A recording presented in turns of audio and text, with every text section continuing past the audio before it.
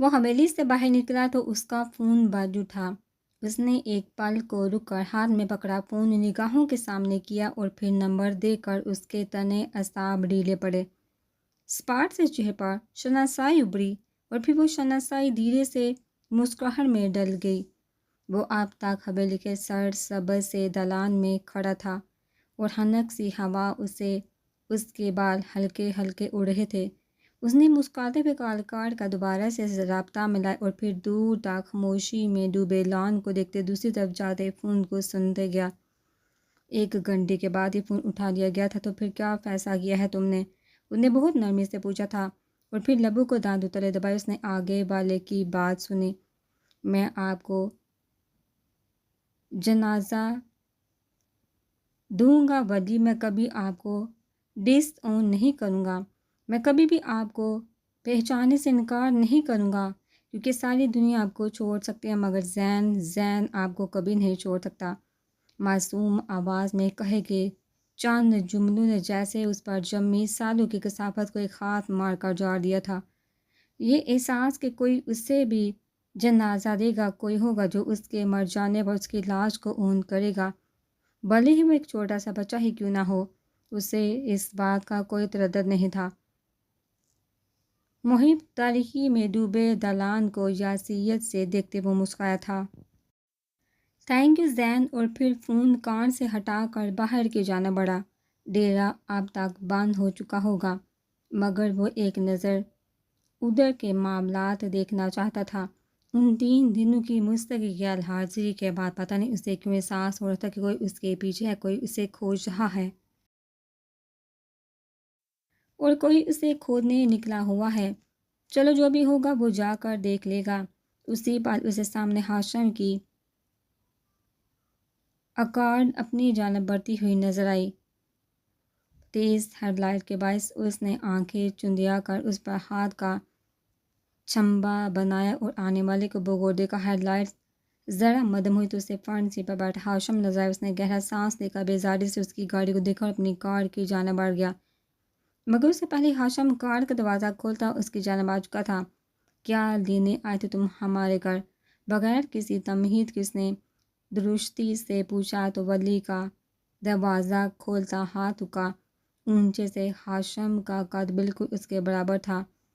یہ جا کر تم اپنے باپ سے پوچھو، لیکن رکو، تم نے یقیناً پوچھا ہوگا مگر تمہارے باپ نے تمہیں نہیں بتایا، محظوظ ہو کر کہتا جیسے وہ اس کے موڈ سے ہاتھ اٹھا رہا تھا۔ ہاشم نے بامشکل اپنے اندر اٹھتے غصے کے ابال کو دبایا تھا، پھر ذرا قریب آیا، اس کی نسواری آنکھوں میں اپنی سیاہ آنکھیں گاڑی۔ ایک پل کی بھی جنبش نہیں تھی دونوں نظروں میں۔ وہ آگ اور قہر کا لمحہ تھا۔ بچپن سے جو آگ ان کے درمیان پکڑی تھی وہ اب بھی دونوں نگاہوں میں بخوبی دیکھی جا سکتی تھی۔ میرے گھر آنے کی دوبارہ ہمت مت کرنا، نہیں تو اپنی ٹانگوں پر کبھی واپس نہیں جا سکو گے۔ ولی نے مسکرا کر سر جھٹکا پھر چہرہ اٹھا کر اسے دیکھا۔ اس کے لبوں کی تراش میں مسکراہٹ تھی مگر آنکھیں ہرگز بھی نہیں مسکرا رہی تھی۔ ان سے ہر قسم کا تبسم مفقود تھا۔ میں آؤں گا ہر دفعہ کی طرح تم اسی طرح ہاتھ مسلتے رہ جاؤ گے کیونکہ میں نے کچھ نہیں کیا، جو کیا تمہارے باپ نے کیا ہے اور وہ اس سب کا خمیازہ بھگت کر رہے گا۔ میں اس بات کو یقینی بناؤں گا کہ وہ ہر چیز کا انجام بھگتے۔ اس سے پہلے تو اسے بھی مرنے نہیں دوں گا، اور اس کے بعد کیا تم بچ جاؤ گے؟ ہاشم کا تیز تنفس اور بگڑتے توسط ولی کو اسے ایسے دیکھ کر بہت سکون ملا تھا۔ میں تو سالوں سے اپنی موت کا انتظار کر رہا ہوں ہاشم، تم بھی کس چیز سے ڈرا رہے ہو مجھے؟ ہوا کا ایک سرسراتا جھونکا ان کے درمیان سے گزرا تھا مگر وہاں اس ہنکی کی پرواہ کسے تھی؟ وہاں تو آگ تھی، ہر جانب بھڑکتے الاؤ تھے۔ پیچھے کھڑی حویلی میں روشن کمکمے ان دونوں کے چہرے کو روشن کر رہے تھے۔ تو ایک بات تم بھی یاد رکھو ولی، کہ سون سے تو تمہیں مرنے بھی نہیں دوں گا۔ میں بھی اس بات کو یقینی بناؤں گا جب تم مرو تو کوئی بھی تمہیں پہچانے سے انکار کر دے، تمہارا جنازہ وہ کوئی بھی پڑھنے نہیں آئے گا، کوئی تمہیں اون نہیں کرے گا، اور میں اس بات کو یقینی بناؤں گا کہ تمہاری موت بھی تمہاری زندگی جتنی ہی بھیانک اور تلخ ہو۔ ایک دم سے منظر بدل گیا تھا۔ ہر طرف تنگ و تاریک کال کوٹری چھا گئی، وہی تاریک کوٹری جس کے پار اس کے بچپن کی بہت سی طرح یادیں تھیں، جس کے پار اس کا ایک قتل لکھا تھا، اور جس کے پار اس نے اپنے اندر موجود بہت کچھ کھو دیا تھا۔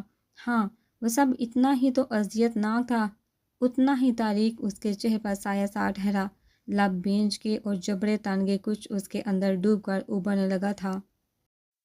مجھے لگتا ہے اب کوئی بھی آگ مجھے واقعی ہی نہیں جلا سکتی، کیونکہ میں خود آگ بن گیا ہوں۔ مجھے کوئی عذاب اب عذاب نہیں دے گا ہاشم، کیونکہ میں خود ایک عذاب ہوں۔ اور عذاب وہ رکا تھا، بس لمحے بھر کے لیے۔ اس کی ساکت پتلوں کے آس پاس اب سرخ ڈورے ابھرنے لگے تھے۔ عذاب کو نہیں کاٹا کرتا۔ ایک جھٹکے سے اس نے کہہ کر کار کا دروازہ کھولا اور پھر اس پر دوسری نظر ڈالے بغیر جان سے گاڑی بھگا کر لے گیا۔ دھول اڑاتی گاڑی کے پار پھیلی دھول میں ہاشم بہت دھندلا سا دکھائی دیتا تھا۔ حویلی کے زرد کمکمے اب تک روشن تھے۔ عمل کا آخری پیپر تھا اور آج پھر سے فرید نہیں آیا تھا۔ اتفاق سے دوسری حویلی کا ڈرائیور بھی نہیں آیا تھا، اور نازیہ صبح صبح اس کے گھر آ گئی تھی کہ فرید کے ساتھ جا سکے، مگر پھر یہاں بھی اسے مایوسی کا منہ دیکھنا پڑا۔ اب کیا کریں گے، دیر ہو جائے گی پیپر کی، وہ پریشانی سے داخلی دروازے میں کھڑی کہہ رہی تھی۔ عمل نے بھی بیزاری سے آس پاس دیکھا۔ ان پیپرز اور فرید کی مسلسل غیر موجودگی نے اسے سخت کبیدہ حاضر کر دیا تھا۔ انہیں جلا کر بی جان کو آواز دی، بی جان اب کیا کرے، ہم دیر ہو رہی ہمیں کالج کی، میں ولی کو کہہ دی ہوں چھوڑ دے گا تم لوگوں کو۔ بی جان کو بس اب آخری حل یہی نظر آ رہا تھا، سو کہہ دیا، مگر عمل کی کومل پیشانی شکن آلودہ ہوئی تھی۔ جی چچی، ہم ان کے ساتھ ہرگز بھی نہیں جائیں گے۔ اس نے نازیہ کے پیر پر پیر رکھا اور جلدی سے اس کا ادھورا فقرہ مکمل کیا۔ نازیہ نے اسے برا سا منہ بنا کر دیکھا تھا، مگر وہاں پر واقعی سے تھی۔ البتہ بی جان نے اسے سر اٹھا کر ضرور دیکھا تھا، کیونکہ وہ کبھی بھی ولی کے بارے میں ایسا نہیں بولی تھی۔ اس کے ساتھ جانے میں کیا مسئلہ ہے؟ ان کے حیران سے استفسار پر اس نے نگاہ چرا کر قد آدم کھڑکی سے گرتی دھوپ کو دیکھا۔ نہیں، وہ اس کے ساتھ نہیں جائے گی، وہ اس کی شکل بھی نہیں دیکھنا چاہتی تھی۔ کوئی ایسے بے قدری کرتا ہے کسی کی پرواہ کی، کسی کی چاہت کی؟ اس نے سر جھٹکا۔ وہ اس وقت ڈیرے پر جاتے ہیں، ہاں ہماری وجہ سے پریشان ہو گئے۔ اس نے بات بنائی تو بی جان کی حیرت کو مسکراہٹ نے چھپا۔ ولی کبھی میرے کسی بھی کام سے پریشان نہیں ہوتا، رکو میں اسے بلاتی ہوں، لے جائے گا تم دونوں کو، ویسے بھی آج آخری پرچہ ہے، پھر کون سا تم نے اس کے ساتھ جانا ہے؟ وہ کہتے ہی نورا کو آوازیں دینے لگی، جا ولی کو بلا کر لا۔ اور پھر کچھ دیر بعد نورا کے پیچھے قدم قدم چلتا ان تک پہنچا۔ اماں نے آنکھیں گھما کر دوسری جانب دیکھا۔ ولی نے اسے ایسے کرتے دیکھ لیا تھا، اس لیے اس نے ابھرتی مسکراہٹ کو چھپایا۔ جی بی جان، نازیہ کی ساری ہٹ درمی ایک تو مغص سے بات کرنا آسان نہیں تھا، وہ ہر کسی سے گلنے ملنے والا انسان نہیں تھا، اور یہی رویہ بہت لوگوں کو تیر کی طرح سیدھا رکھتا تھا۔ فرید آج پھر سے نہیں آیا ہے ولی، اور ان دونوں کو کالج لے کر جانا ہے، ان کا آج آخری پرچہ ہے، تم لے جاؤ گے؟ جی بی جان، وہ ہلکا سا مسکرایا، لے جاؤں گا۔ پھر ان دونوں کی جانب گھما، جس میں سیال چادر والی لڑکی بہت سی فائلز کو سینے سے لگائے اسے سنہری سی دھوپ کے عکس میں دمکتی ہوئی ہنسی لاتعلقی سے کھڑی تھی، دوسرے اس کے برعکس دبے دبے جوش سے ولی کو دیکھ رہی تھی۔ چلیے، اس نے کہا اور آگے بڑھ گیا۔ براؤن رنگ کی شلوار قمیض میں اس کی چوڑی پشت کو دیکھتے اس نے ہلکی سے سر جھٹکا اور نازیہ کے ساتھ ہی باہر نکلی۔ وہ اب نظروں پر چشمہ لگاتا گاڑی کا دروازہ کھول کر بیٹھا تھا۔ اس کے ساتھ سفر، اماں نے حفظ سے سوچا۔ اسے اس رات کی کوئی بات نہیں بولی تھی۔ کھیتوں کے درمیان بنے کچے راستے پر ان کی گاڑی ایک بار پھر رواں تھی، مگر اس بار ان کے اندر موجود لوگوں کے جذبات میں زمین آسمان کا فرق وارد ہوا تھا، جس میں سب محبت مشترکہ تھی۔ ہاں، بات وہ اس سے ہی نہیں ختم کر سکتے تھے۔ چھٹی 12 بجے ہی آپ لوگوں کی۔ اس نے سامنے دیکھنا نہ جانے ان میں سے کسے مخاطب کیا تھا، مگر جواب نازیہ ہی نے دیا۔ عمل کو اسے جواب دینے کا کوئی ارادہ نہیں تھا۔ جی، مگر آپ کو کیسے پتا؟ اس نے پوچھا تو ولی کی نظر بے سہاتا پیچھے کو جھانکتے شیشے پر پھنسی۔ اماں لاتعلقی سے باہر کی جانب دیکھ رہی تھی۔ سردار بابا نے بتایا تھا۔ وہ اچھا، میں سمجھی آپ عمل کو لے کر گئے تھے پیپر کے لیے۔ میرے پاس اتنا فالتو وقت نہیں کہ انہیں لاتا لے جاتا رہوں۔ اس کے بہت آرام سے کہنے پر عمل نے چون کر اسے دیکھا تھا۔ اس کے یوں دیکھنے پر ناجیہ نے بامشکل اپنی ہنسی دبائی۔ اور ہمیں بھی کوئی شوق نہیں آپ سے فیور لینے کا، مگر مجبوری ہے ہماری، مجبوری تو سمجھتے ہیں نا آپ۔ بہت دراگ سے اس نے چہرہ دوبارہ کھڑکی کی جانب پھیرتے ہوئے کہا تھا۔ اس کی ہمت بھی کیسے ہوئی عمل کو ایسے کہنے کی، مگر دوسری جانب ولی جیسے محظوظ ہوا تو اس نے مسکراہٹ چھپانے کے لیے نچلا لب دانتوں تلے دبایا۔ پھر موڑ کاٹتے ہوئے سرسی سی نگاہ ہوا ہوا سی لڑکی پر ڈالی جو ضبط کے باعث سرخ ہوئی کھڑکی کے پار دیکھ رہی تھی۔ لینے بھی آپ ہی آئیں گے؟ ناجیہ کے پوچھنے پر اس نے شانے اچکائے اور اس سے پہلے کہ کوئی جواب دیتا عمل بول پڑی۔ ان کے پاس بالکل بھی فالتو وقت نہیں ہمیں لانے لے جانے کا، اسی لیے میں بی جان کو فون کر کے منع کر دوں گی کسی اور کو بھیج دیں، کہیں ان کا کوئی ضروری کام نہ رہ جائے۔ اس نے جل کر اسے اس کے الفاظ لوٹائے تو وہ یکدم ہنس دیا۔ کار میں ایک دل فریب سا کہکا گونجا تھا۔ معافی بی بی، اگر آپ کو برا لگا ہو تو۔ کتنی سہولت سے معافی مانگ رہا تھا عمل کا دل کیا ہاتھ میں پکڑی فائل اس کے سر پہ دے مارے۔ قدیم وقتوں کی شہزادیوں کے قصے تو سن ہی رکھے ہوں گے آپ نے، کہ وہ کسی کی ذرا سی غلطی پر معافی دینے کے بجائے الٹا کڑی سزائیں دیا کرتی تھی اور لوگوں کو عبرت کا نشان بناتی تھی تاکہ دوبارہ کوئی گستاخی کرنے کی جرات نہ کر سکے۔ افسوس کہ میں نے ان کے اس عمل کی ہمیشہ مذمت کی۔ بالکل ٹھیک کرتی تھی وہ، انہیں اندازہ تھا کہ لوگوں کو قابو کیسے کیا جاتا ہے، مگر ہے وہ ٹھہری اور پھر شہد رنگ جگمگاتی آنکھوں کو کسی امر ہوئی خوبصورت شہزادی کی طرح بے نیازی سے گھمایا۔ ہم آپ کو معاف کر دیتے ہیں آپ کی ہر گستاخی پر۔ کیا ادا تھی، اور انداز کو تو رہنے دیجیے۔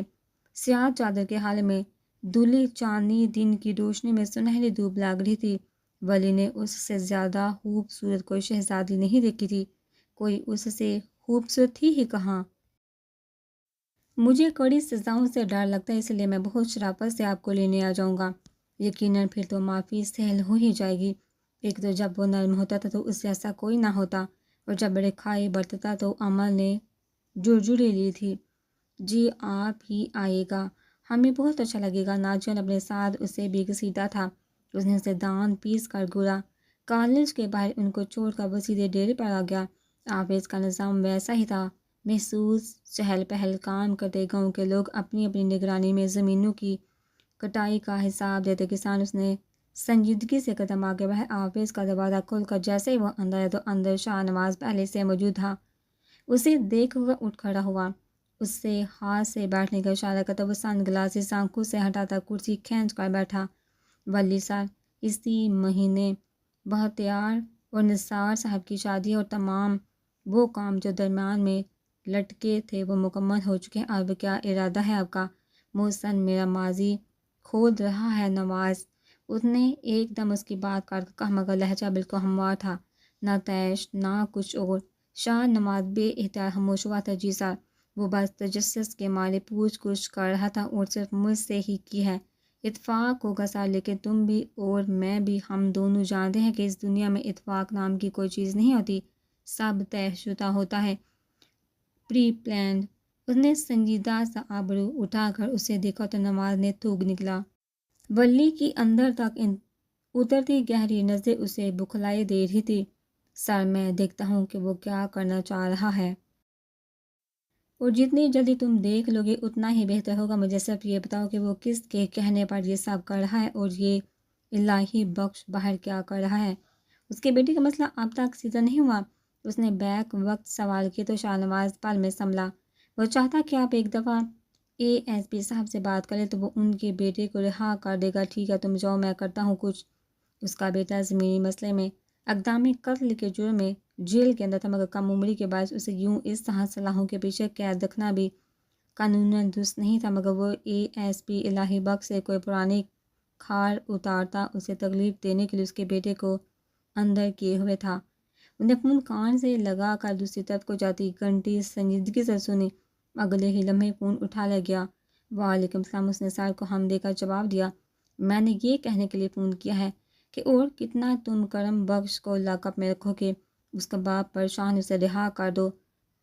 محمود شاہ، اس نے اچھے جاننے والوں کی طرف سے کہا تو وہ فوراً مان گیا، مگر پھر اس کی اگلی بات سن کر جیسے وہ ساکت ہوا تھا۔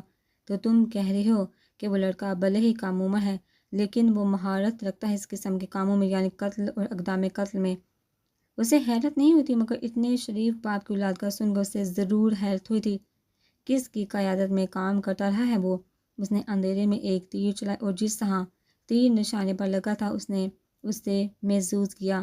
تو ہاشم محتم کا ہاتھ ہے، اسے ایسا بنانے میں، ٹھیک ہے، تم رہا کر دو اسے، لیکن اسے سیدھا میرے پاس بھیجو، میں اس سے ایک آدھا بات کرنا چاہتا ہوں۔ اس نے فون رکھا اور چاند بار سوچتی نظروں سے کسی غیر مرئی نقطے کو دیکھے گیا۔ ہاشم اللہ کیوں اس لڑکے کی ایسی تربیت کرنے لگا، اور وہ بھی اتنا کم عمر لڑکا؟ اسے پتہ تھا کہ لوگوں کی مفلسی اور لاچاری سے کھیل کر ہاشم نے بہت سے ایسے لوگ اپنی طرف کر رکھے تھے، ان کو ایک خاص قسم کی تربیت دینے کے بعد اس نے اپنے پاس رکھا ہوا تھا۔ وہ جو کرائے کے قاتلوں کی بات کرتا تھا تو وہ لوگ انہی لوگوں میں سے ہوا کرتے تھے جنہیں عرصے تک ہاشم نے پالا ہوتا اور تراش کر اپنے قریب رکھا ہوا تھا۔ مگر الہی بخش کا بیٹا ہی کیوں، وہ تو اس کے علاقے کا تھا ہی نہیں، وہ تو تھا بھی شہ زمان کے علاقے کا، کہیں کچھ غلط تھا؟ اس کی چھٹی حس اسے آگاہی دے رہی تھی، مگر کیا غلط تھا اسے ابھی یہ جاننا تھا۔ کچھ پل چند زمینی معاملات کو نپٹاتے اسے وقت کا پتہ ہی نہیں چلا۔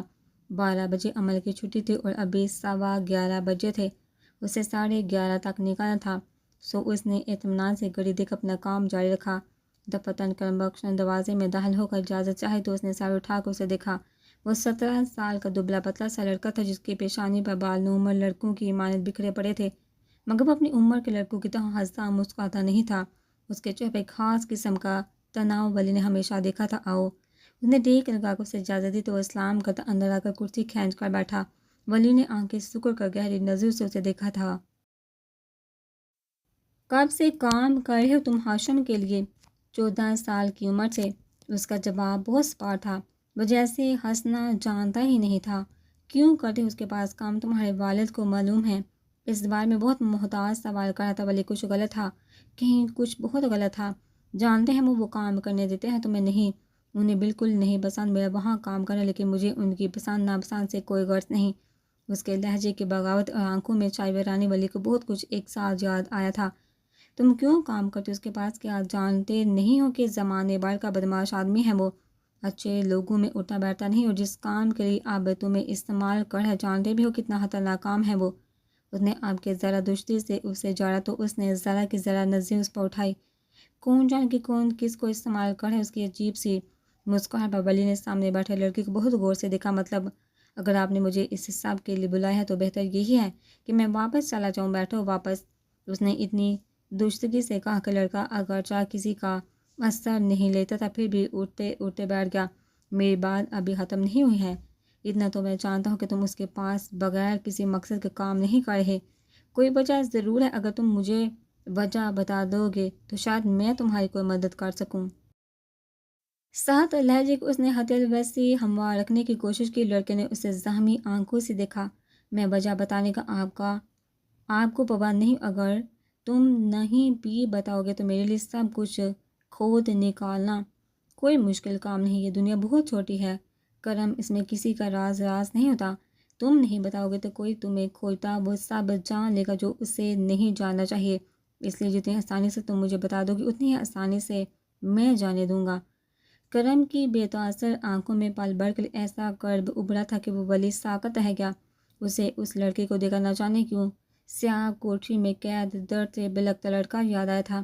میں تمہاری مدد کروں گا، بتاؤ مجھے کیا مسئلہ ہے؟ اگر تو تم پیسوں کے لیے اس کے پاس کام کر رہے تو ابھی کے ابھی چھوڑ دو، یہاں اس جیل میں بہت سے کام ہے جو تم کر سکتے ہو، مگر وہ کام مت کرو اب کی۔ اس نے تحمل سے بات مکمل کی تو لڑکا آنکھوں میں پانی لیے مسکرایا۔ کاش کے بعد سے پیسوں کی ہوتی سرکار، کاش کے صرف یہی بات ہوتی، مگر نہیں، میں اس کے تلوار سے اس کو ذبح کروں گا۔ یہ قسم کھائی تھی کرم نے اپنی بہن کو دفناتے، اور اب قسم کے ساتھ میری زندگی وابستہ ہے۔ اس کی مبہم باتیں نتیجہ خیز نہیں تھی۔ ولی ناسمجھی سے اسے دیکھے گیا۔ جا سکتے ہو تم۔ چند پل اسے جانچنے کے بعد اس نے اسے کہا تو وہ اٹھ کھڑا ہوا۔ مڑنے ہی لگا تھا کہ ولی کی آواز نے اس کے قدموں کو زنجیر کر دیا۔ میں کسی کو بھی اپنے رازوں میں شریک کرنے کا حامی نہیں ہوں۔ کرم مگر آپ کے دشمن کا دشمن آپ کا دوست ہوتا ہے اور ہاشم میرا سب سے بڑا دشمن ہے۔ اگر کبھی کسی بھی قسم کی ضرورت پڑے تو مجھے بتانا اور اکیلے کسی خوفناک سفر پر مت نکلنا۔ یہ دنیا تمہاری سوچ سے بھی زیادہ ظالم ہے ساغر۔ فضا میں صرف دو نفوس کی سانس کی آوازیں باقی رہ گئی تھی۔ وہ کچھ لمحے سن کھڑا رہا اور پھر اس کے آپے سے تیزی کے ساتھ نکلا۔ کرم کے اندر کچھ بہت اتھل پتھل ہو رہا تھا۔ انہیں چوٹی پر نازیہ اور امل دونوں کو لیا اور گاڑی حویلی کے راستے پر ڈال دی۔ وہ دونوں پیپر ختم ہونے کی خوشی میں قدے پرجوش سے آج کے پیپر کو ڈسکس کرے تو ساتھ ساتھ اس سے سخت سی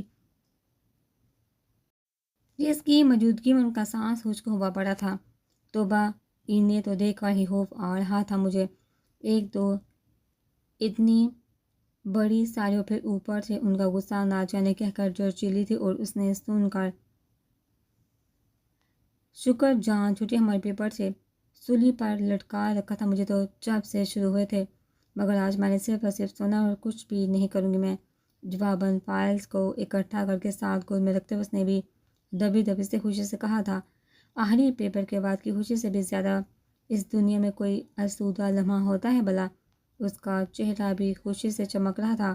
گاڑی ڈرائیو کرتے ہوئے سنجیدگی سے باہر دیکھتا بلکہ کسی سوچ میں ڈوبا ہوا تھا۔ سوچ کی لکیر اس کی پیشانی پر بخوبی دیکھی جا سکتی تھی۔ ان دونوں کی باتوں سے لاتعلق اسے ابھی تک کرم کا پراسرار رویہ الجھائے ہوئے تھا۔ کیا تھا جسے وہ چھپا رہا تھا؟ کیا ہو سکتا تھا بھلا؟ اتنا تو اسے بھی اندازہ ہو گیا تھا جو تھا وہ بہت بھیانک تھا، مگر کیا ہر ممکنہ بات سوچ کر وہ خود ہی اپنے تخیلات کی تردید کرتا عجیب محمد میں پھنسا تھا۔ ایک دم سے نازیہ اور امل کی ہنسی پر چونکا وہ دونوں کسی بات سے لطف اندوز ہوتی ابھی تک ہنسی ہی تھی۔ اس نے سر جھٹک کر دھیان ڈرائیونگ کی طرف لگایا۔ حویلی کے پاس نے کار روکی تو نازیہ اور امل دونوں گاڑی سے اتر کر حویلی کی جہازی گیٹ کے اندر داخل ہوتی نظر آئیں۔ وہ بھی دہانے میں ان کو جاتا دیکھ رہا تھا۔ کیا وجہ ہو سکتی ہے؟ کیا کرم سے کچھ ایسا ہو گیا تھا جو اسے نہیں کرنا چاہیے تھا اور اب ہاشم اسے اس سب کی وجہ سے بلیک میل کر کے اپنے پاس رکھے ہوئے ہے؟ اوہو، ایسا ہوتا تو کرم کب کا اعتراف کر چکا ہوتا، کیونکہ وہ جانتا ہے کہ وہ کامیج ہے۔ انہوں نے گہرا سانس لے کر جیسے بہت سی سوچوں کو جھٹکا تھا۔ اسی پر حویلی کے داخلی دروازے کے اندر جاتی نازیہ مڑی اسے مسکرا کر دیکھا اور آگے بڑھ گئی۔ امل نے اس کی یہ حرکت نہیں دیکھی تھی، وہ اندر جا چکی تھی۔ ولی نے کوفر سے گہری سانس لی اور گاڑی ڈیرے کی جانب بڑھائی۔ یہ لڑکی نہ اسے مروائے گی کسی دن۔ نازیہ کی حرکت پر سخت گوفت کا شکار ہوتا وہ اب پھر سے ذہن جھٹک رہا تھا۔ محسن، کیا کرتے پھر رہے ہو تم آج کل؟ شاہ نواز نے اس کے سر پر پہنچ کر کہا تو لمحے بعد کو وہ ہڑبڑا سا گیا۔ اسے اتنی براہ راست پوچھ گچھ کی امید نہیں تھی۔ میں کیا کر رہا ہوں؟ فوراً لڑکھڑاتی زبان کو سنبھالا۔ بس فطری تجسس مجھے یہاں تک لے ایک ایسا بندہ جس کا نہ خاندان، نہ کوئی فیملی بیک گراؤنڈ، نہ کوئی آگے نہ پیچھے۔ وہ یا تو آسمان سے ٹپکا ہے یا پھر زمین سے اگا ہے۔ میں ان سب بات پر مزید صبر نہیں کر سکتا تھا، اسی لیے چاند بھٹک کر نکل پڑا تھا۔ کندھے اچکا کر تو شاہ نواز کے آبرو تنے۔ ولی سر کو تمہاری چاند بھٹک کا پتہ چل گیا ہے اور اگر انہیں غصہ آ گیا تو تمہیں بھٹک کر رسی پر ڈال دیں گے۔ پھٹک کر رسی پر ڈال دیں گے۔ نواز کے خبردار کرنے پر اس نے ناک سے مکھی اٹھائی تھی۔ مجھے کون سا کسی ایجنسی نے ہائر کیا ہے یہ سب کرنے کے لیے؟ میں تو خود کی تسکین کے لیے سب کر رہا ہوں اور کچھ نہیں، اس نے صاف گوئی سے بتا دیا تھا۔ وہ چند پل اسے مشکوک نظروں سے دیکھتا رہا۔ کیا ملا تمہیں اب تک؟ ان کے بارے میں بہت طاق کر سوال کیا تھا نواز نے۔ محسن لمحے بعد کو ٹھہرا۔ اسے سوال سے زیادہ اس کا انداز عجیب لگا تھا، یہی کہ وہ سردار بابا کے سگے بیٹے نہیں، بس یا کچھ اور۔ مجھ سے کچھ مت چھپانا۔ اس کی سکڑی ہوئی تیکھی نظر محسن کا پیشانی پر پسینے آنے لگا تھا۔ میں نہیں کر رہا کچھ بھی۔ شاہ سر، آپ ڈرا کیوں رہے ہیں مجھے؟ میں کچھ نہیں چھپا رہا آپ سے، سیدھے سبھاؤ پوچھا تھا کہ بتا دیں آپ ولی سر کے بارے میں۔ اب بتا بھی نہیں رہے اور پھر ایسے شک بھی کر رہے ہیں۔ اس نے ذرا ہلکی سے نو عمر لڑکوں کی طرح ناک سکوڑ کر کہا تو نواز کی پیشانی کے بل ڈھیلے پڑے۔ گہرا سانس لے کر محسن کو دیکھا۔ کسی کی زندگی کو یوں بلا وجہ نہیں کھوجتے محسن، کبھی بھی نہیں، کیونکہ انسان بہت سے دروازوں کو خود پر عرصے سے بند کر چکا ہے، پھر کوئی انہیں یوں جا کر کھول دے یہ درست نہیں۔ بند دروازے کے پار اکثر بھیانک راز ہوا کرتے ہیں۔ جن کا جان لینا کسی بھی طور بھلائی کے زمرے میں نہیں آتا۔ محتاط ہو اور کوئی ایسی ویسی حرکت مت کرنا۔ چلتا وہ اٹھ کر گیا تو محسن دروازے کو ہی دیکھتا رہا۔ اس کے سامنے بہت کچھ ایسا چل رہا تھا جن کے دروازے وہ خود پر بند نہیں کر سکا تھا۔ اسے بھلی کی زندگی سے نہیں اس کے ساتھ سے دلچسپی تھی، مگر کیا کرتا، وہ مجبور تھا اسے کنگالنے پر، کیونکہ جس کی ضرورت اسے تھی اگر بلی وہ نہ نکلا تو پھر بہت بڑا جول ہو جانا تھا۔ مگر ابھی یہ بات شاہ نواز کو بتانا سراسر بیوقوفی ہوگی۔ اسے خود سے سب کچھ جان کر ولی کے پاس جانا بہت جلد جانا تھا، کیونکہ قبر میں دفن اس کے گھرانے کے لوگ اب بے انصاف کے لیے سسک رہے تھے۔ اسے ان کو انصاف دلانا تھا، چاہے پھر جیسے بھی۔ قدرت نے اسے زندہ رکھا تھا تو اس کا صرف ایک مقصد تھا، اور وہ تھا انتقام۔ حسین احمد سے انتقام، جس نے اس کے گھر کو اجاڑ کر رکھ دیا تھا۔ رات کی سیاہی میں چمکتی حویلی شان سے سر اٹھائے کھڑی تھی، ایسے کہ اسے دیکھنے کے لیے انسان کو اپنی آنکھیں چندیانی پڑتی۔ اس کا حسن ویسے ہی نظروں کو حیران کرتا تھا۔ زرد کمکم سے روشن حویلی میں آج پھر سے ڈولکی تھی، اور اس دفعہ بختیار، نثار، نفیس غرض کے گھر کے سارے لڑکے اکٹھے تھے۔